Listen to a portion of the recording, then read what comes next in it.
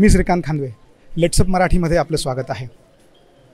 माझं काय व्हायचं ते होऊ द्या, मी असुरक्षित असलं तरी चालेल, पण माझा जो काही रुग्ण आहे तो बरा झाला पाहिजे, अशी जी भूमिका आहे ना ती व्यक्त करणारे एक आमदार आज महाराष्ट्राच्या संबंध नागरिकांच्या मनामध्ये घर करून आहे।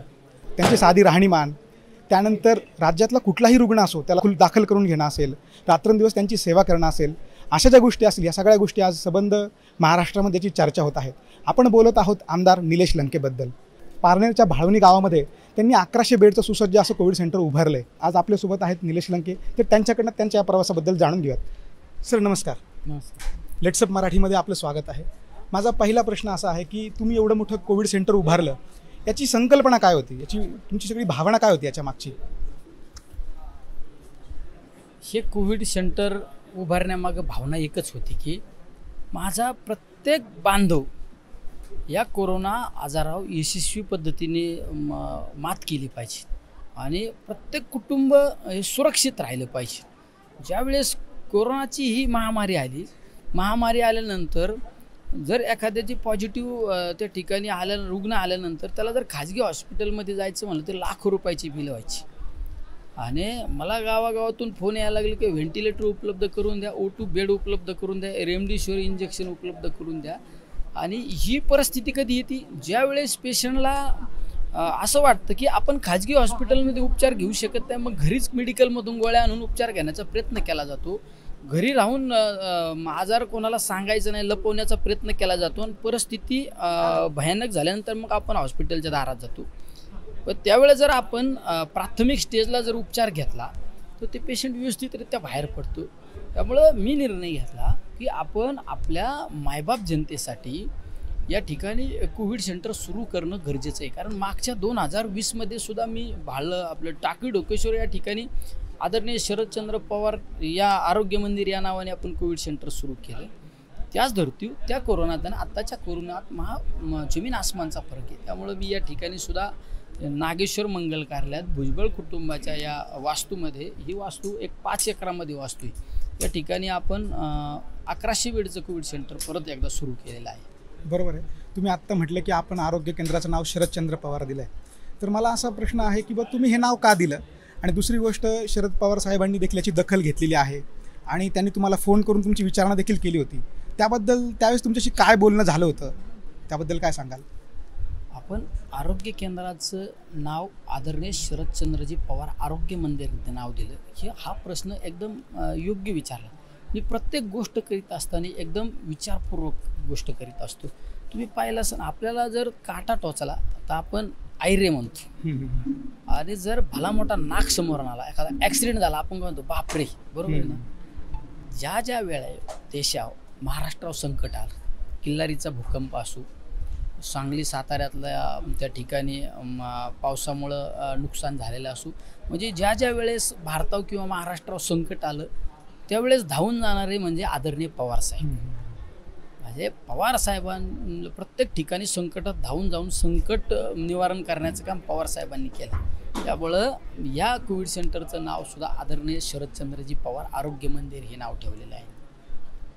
तुम्हाला नक्की ते त्यांनी काय सल्ला दिला होता, काय म्हटले होते त्या तुमच्या फोन कॉलमध्ये?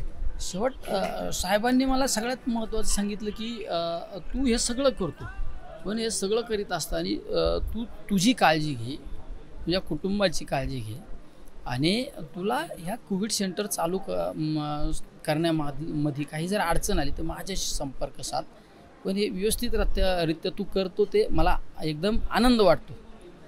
नक्कीच। सोलापूरमध्ये तुम्ही आता गेले होता, लोकांनी तुमचे पाय धुतले, तिथल्या एका व्यक्तीने एक अशी भूमिका व्यक्त केली, भावना व्यक्त केली की महाराष्ट्रातलं दैवत आमच्या गावामध्ये आलं आहे, तर मला त्याचं स्वागत करू द्या। हे सगळं पाहत असताना, हे सगळं अनुभवत असताना तुम्हाला काय वाटत होतं नेमकं त्यावेळेस पाय धुत असताना या सगळ्या परिस्थितीमध्ये? मी गाडीतून उतरल्यानंतर त्यांनी एक पाठ ठेवला होता, मला म्हणले पाठव थांबव, माझ्या एक 10 मिनटं तर लक्षात आहे ना।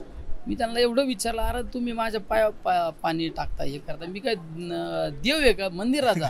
एका जणाने सांगितलं, अरे तुम्ही आत्ताच्या कोरोनाच्या काळात काम करणारा देवदूत म्हणून तुम्ही काम करता, म्हणून आमच्या देवाची आम्हाला पूजा करू द्या। मला एकदम वेगळं वाटलं, म्हणजे ते जरा थोडं भावनिक प्रसंग. हा भावनिक प्रसंग होता. बऱ्याच लोकांच्या डोळ्यात अश्रू सुद्धा आले त्यावेळेस तिथे. बरोबर आहे. आता हे कोविड सेंटर उभारले, याच्यामध्ये बऱ्याचदा असे देखील प्रसंग आले असतील की लोक फोन करत असतील, हजारो फोन येत असतील, ऑक्सिजन बेड पाहिजे, रेमडेसिवीर पाहिजे, अमुक अमुक गोष्ट पाहिजे. असा काही प्रसंग आला की ज्या प्रसंगामध्ये तुम्हाला असं वाटलं की आता मी हतबल झालोय, खूप तणाव आला, आता मी काहीच करू शकत नाही, असं कधी झालंय का? असं कधी अनुभवायला मिळालंय का? आत्ताच्या परिस्थितीमध्ये हजारो फोन दिवसभरात येतात, हजारो. फक्त व्हेंटिलेटर उपलब्ध करून द्या, ऑक्सिजनचे बेड उपलब्ध करून द्या, रेमडेसिवीर इंजेक्शन उपलब्ध करून द्या, औषध उपचार उपलब्ध करून द्या. बऱ्याच वेळा व्हेंटिलेटरच्या बेडच्या बाबतीत फोन आले त्यावेळेस आम्ही हतबल होतो. आम्ही त्या ठिकाणी असे काही ठिकाणी मदत करू शकलो. मी एक तर 100% पॉझिटिव्ह एनर्जीवाला माणूस आहे. मला प्रत्येक गोष्टीला रिझल्ट आवडतो. पण ह्या महामारीच्या प्रसंगात मी 100% रिझल्ट देऊ शकलो नाही. बऱ्याच लोकांना आपण त्या ठिकाणी व्हेंटिलेटर बेड उपलब्ध करून देऊ शकलो नाही. त्यामुळे काहींना मृत्यूला सामोरं जावं लागेल. त्या बाबतीत 100% आपण बऱ्याच वेळा हतबल झालेले. नक्कीच. आणखी एक प्रश्न की तुमच्या या आरोग्य मंदिरामध्ये आज हजारो रुग्ण बरे होऊन घरी जात आहेत, ठणठणीत बरे होत आहेत, पण हा बरे करणारा नक्की लंके पॅटर्न काय आहे हे नक्की जाणून घ्यायला आवडेल. नाही, बरे करणारा हा लंके पॅटर्न वगैरे काय नाही. पण ज्यावेळेस मी कोरोनाच्या महामारीत गेले 1 वर्षापासून मी जितका ग्राउंडवर मी जेवढं काम केलं तेवढं काम माझ्या माहितीनुसार कुणीच केलं नसतं. त्यामुळे मला ही सगळी मागच्या कोरोनाच्या लाटीच्या, आत्ताच्या कोरोनाच्या लाटी, जे लोकांचा मृत्यू झाला ह्या कोविडमध्ये, ते प्रत्येकाचा मी निष्कर्ष काढला. अरे याचा मृत्यू कशामुळे झाला? तर माझ्या हे लक्षात आलं का भीतीपोटी बऱ्याच लोकांना मृत्यूला सामोरं जावं लागलं. त्याचं उलटं मी केलं. या ठिकाणी वातावरण एकदम आनंदी ठेवण्याचा प्रयत्न केला. तुम्ही पाहिलं सकाळी माझ्याकडे योगा असतो, एक 7 वाजता योगा, 1 तासाचा योगा या ठिकाणी असतो. त्यानंतर नाश्तासुद्धा एकदम प्रोटीनयुक्त नाश्ता असतो. म्हणजे शरीराला काय आवश्यक आहे, दूध हळद टाकून दूध दिलं जातं, नाश्त्याला अंडे, नंतर उपीट वगैरे, त्यानंतर दुपारी जेवणसुद्धा, त्यानंतर परत एक 4-4:30च्या दरम्यान फलाहार दिला जातो. या ठिकाणी फळं दिले जातात. आणि त्यानंतर फलाहार दिल्यानंतर आपण आत्ता ज्या स्टेजवर उभं आहे त्या स्टेजवर आपला एक सांस्कृतिक कार्यक्रम म्हणा, प्रवचन असो किंवा एखाद्या तज्ज्ञ डॉक्टराचं मार्गदर्शन या ठिकाणी ठेवलं जातं. नंतर परत जेवण झाल्यानंतर परत इथं एक 12x12ची स्क्रीन आहे, त्या स्क्रीनवर धार्मिक कार्यक्रम दाखवला जातो. वेगवेगळे दुसऱ्या काही माहिती त्या ठिकाणी पुरवली जाते. म्हणजे असं या ठिकाणी वातावरण आपण एकदम खेळीमेळीचं आनंदी वातावरण ठेवलं. आणि एकदम या ठिकाणी जसं काय अखंड हरिओम सप्ताह असल्यासारखं वातावरण ठेवलं जातं. आणि प्रत्येक पेशंटची मी स्वतः डायलॉग करतो. या ठिकाणी आधार, सगळ्यात महत्त्वाचा मानसिक आधार देण्याचं काम केलं जातं. लोक कोविड विसरून गेले पाहिजे. एका तज्ज्ञाचं म्हणणं असं आहे की आपल्याला जर वाटलं का मला हा आजार झाला, आपल्याच पिशी आपल्याला खातात. म्हणजे आपण त्या भीतीमुळं त्या आजाराला जास्त वाढत जातो. कोरोनाची तीच परिस्थिती. आपल्याला जर वाटलं ना कोरोना झाला त्या आपण त्या कोरोनाच्या जास्त आहारी जातो. पण इथं आपण डायव्हर्ट केलं, लोक विसरून जातात कोरोना. माझ्याकडे तर काही पेशंट असे असतात का त्यांचा पिरियड संपल्यानंतर ते सुद्धा मला सांगतात आम्हाला 2 दिवस राहू दे. मला तोच प्रश्न विचारायचा होता की आज तुमच्याकडे असे खूप सारे रुग्ण आहेत की जे बरे झाल्यानंतर देखील म्हणतात की आग्रह करतात की साहेब आम्हाला 2 दिवस राहू द्या. असं का वाटतं त्यांना? आत्ताच मला 2 पेशंट म्हणले आम्हाला जरा 2 दिवस राहू द्या इथं. असं का म्हणतात? तुम्ही पाहिलं असं ना, हॉस्पिटलमध्ये जर पेशंट ॲडमिट केलं, ते पेशंट रोज त्याच्या कुटुंबातल्या लोकांना विचारित असतो की मला कधी सोडणार आहे, मला कधी सोडणार आहे. पण इथं परिस्थिती वेगळी, इथं उलटी परिस्थिती. पेशंटचा पिरियड संपल्यानंतर आमचे सहकारी किंवा आमचे डॉक्टर मंडळी ज्यावेळेस ती रजिस्टर घेऊन जातात, आता तुम्ही व्यवस्थित झाले, आता तुम्ही हे गोळ्या औषधं घेऊन घरी जा, तर त्यावेळेस पेशंट काय सांगतात, नाही आता आम्हाला 2 दिवस राहू द्या. आमचे सहकारी डॉक्टर मंडळी जर सांगितलं नाही आता तुम्हाला तुमचा पिरियड संपला, तुम्ही व्यवस्थित झाले घरी जा, ते माझ्याकडे पेशंट येतात. त्यांना माहिती आहे हेच याला सांगितल्यानंतर हे आपल्याला 2 दिवस ठेवू शकतो. माझ्याकडे येऊन सांगतात नाही आम्ही एकदम व्यवस्थित आहे, पण आम्हाला डॉक्टरांनी सांगितलं, आज तुमच्या सहकार्याने सांगितलं की आता घरी जा.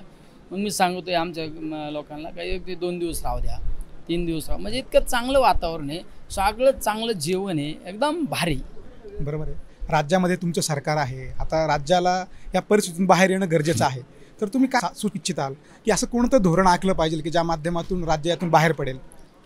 नाही, कसं असतं, राज्याला सुचवण्यापेक्षा राज्य एकदम प्रभावी काम करते. या कोरोनाच्या महामारीमध्ये राज्य सरकार इतकं प्रभावी काम करते वेगवेगळ्या पद्धतीने इतकं चांगलं पाऊल आज राज्य सरकारने टाकलेलं आहे. म्हणजे केंद्राची मदत नसताना सुद्धा राज्य सरकार इतकं चांगल्या पद्धतीने काम करते. आणि ज्या ज्या वेळेस राज्य सरकारला काही अडचणी निर्माण होतात त्यावेळेस स्वतः पवारसाहेब त्या ठिकाणी लक्ष घालतात. त्यामुळं राज्य सरकारच उलट आम्हाला आमच्यासारख्या नवीन आमदारांना मार्गदर्शन करण्याचं काम राज्य सरकारमधले काही मंत्री महोदय करीत असतात. मला त्या कोविड सेंटरच्या बाबतीत आदरणीय दादांनी काय सहकार्याची भावना ठेवली. सुप्रियाताईंनी तर कोविड सेंटर सुरू करण्यापासून तर आजपर्यंत मला फार रेमडेसिवीर मिळाली नाही तर मी ताईंना फोन केला तर मला ताईंनी काहीतरी त्या ठिकाणी मार्गदर्शन केलं. मला आरोग्याच्या बाबतीत काही समस्या माझ्यापुढे उभ्या राहिल्या तर मला काही डॉक्टरसुद्धा उपलब्ध करून दिले. आता शेवटचा प्रश्न असा आहे, एक आमदार म्हणून तुम्ही जे करत आहात ते राज्यात खरंच आदर्श होत आहे. तुमच्या इतर सहकारी आमदारांना तुम्ही काय सांगू इच्छाल? नाही, इतर सहकारी आमदारांना सांगण्यापेक्षा प्रत्येक आमदारांनी चांगल्या पद्धतीने काम प्रत्येक मतदारसंघात चालवलेलं आहे. ज्या त्या पद्धतीने एकदम व्यवस्थितरित्या चालवलेली काम आहे. त्याच्यामुळं सांगण्याची गरज नाही. शेवट आमदार हा 3 लाख लोकांचा लोकप्रतिनिधी असतो. तो त्याच्या पद्धतीने एकदम व्यवस्थित काम करीत असतो. पण काही राजकीय लोकांना एक काहीतरी चांगलं काम केलं तरी त्यांचा चष्माच खराब असतो. पुढं पण राजकारण असतं. ते आमच्या आमदारांनी हेच केलं नाही, त्या आमदारांनी हेच केलं नाही, विरोधकाचं काम चालूच असतं ना. धन्यवाद.